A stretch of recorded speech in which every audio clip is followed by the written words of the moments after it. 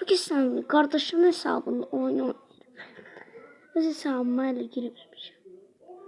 Öz hesabıma girmərəm. Öz hesabım var. Gireceğim öz hesabıma. Ama o birisi videolarda gireceğim. Her iki kardeşim sadece 14 gün kalabilirim ben. Ben 101 gün kalabilmişim. Ben oyun avcısıyım. Aslında oyunları yaxşı çözürəm.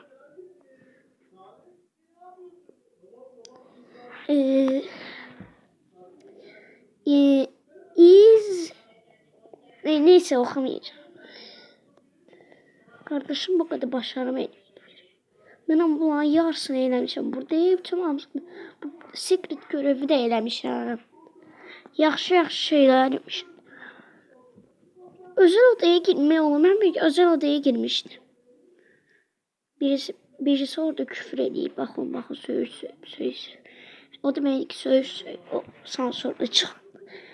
Kardeşim maksimum 14 gün kalabilir. Ne kadar herkesin ekranı çıkardı ha bu da. Benim oyunum İngiliz dili. Burada Rus dilidir. Bu Rus dili. Buradan kodlara girebilir ya. Size öğretim. Bilmeyenler için köreme kod. Biz onu işlenmiş ya. Ona göre bizde olmayacak. A F Dur. Silip tezeriz. A F T E R P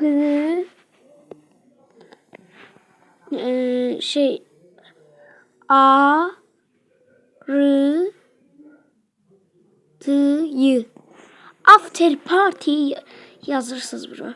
Bunu basırsız olur. Ben prosto götürmüşəm after party. Ben çoktan bildiğim için. Lap belə çoxdan bilirəm bu kodu mən. Qırı kodu deyil ha. Almaz verir bize 15 tane almaz verir.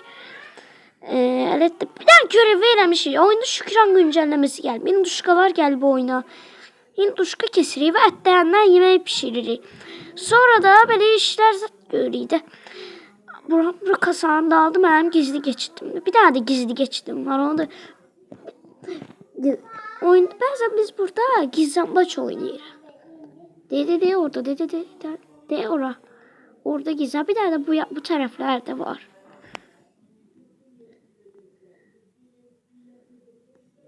Bir daha da bura var. Burada sizler görün. Eğer size tapmak isteyen varsa memnunum bilmem bilmem ne olur buralarda bir şeyler oy almaz. Aralarda ben almaz kod yerine değil. Onda bu videodan bu kadar olsun. Kanalımıza abone ol, like atmayı unutmayın. Sonra öz hesabımda oynayacağım. Sağ olun.